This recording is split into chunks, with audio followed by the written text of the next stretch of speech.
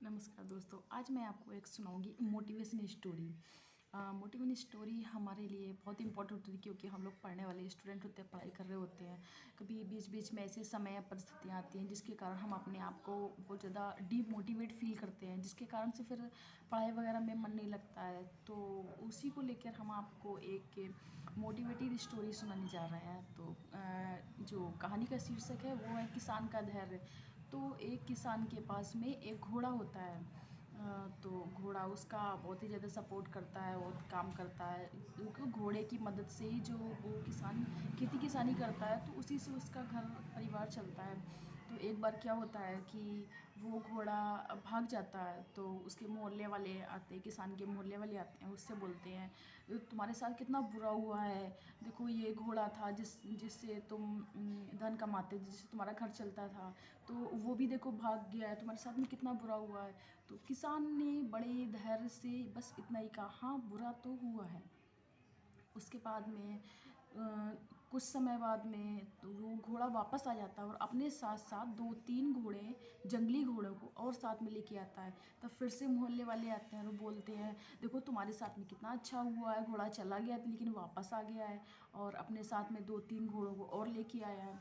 तब भी उसने कोई ज़्यादा अपना प्रतिक्रिया न देते हुए ये यही बस बोला कि हाँ अच्छा तो हुआ है, वापस आ गया है। तो उसके बाद में कुछ समय बाद जो किसान का बेटा होता है, तो वो भी उसको घोड़े को, जो जंगली घोड़े थे उनको काम करने की जो मतलब उनको बताया जाता, तरीका बताया जाता है, उनको सिखाया जाता, सिखा रहा होता। तो इतने में घोड़ा उसको एक पटकी दे देता है, जिसके कारण लड़के के पैर में चोट लग जाती है। तो फिर से मोहल्ले वाले आते हैं, बोलते हैं तुम्हारे साथ कितना बुरा हुआ, तुम्हारा बेटा तो उसको सिखा रहा था, उसने उसको पटक दिया इसके कारण में कि उसके पैर में चोट लग गई है, उसका पैर टूट गया है। तो फिर से किसान ने बस यही कहा कि हाँ बुरा तो हुआ है, तो बस ठीक है इतना ही है, क्योंकि उसमें ज़्यादा उसने प्रतिक्रिया नहीं दी थी।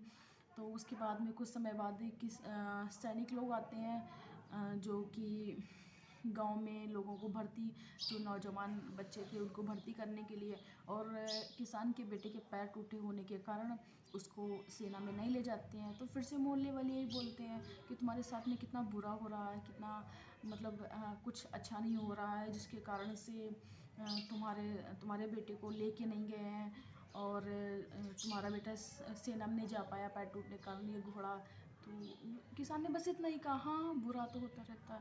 तो उसने इस कहानी से, बस इतनी सी कहानी है, तो आपको कहानी समझ में आई ना।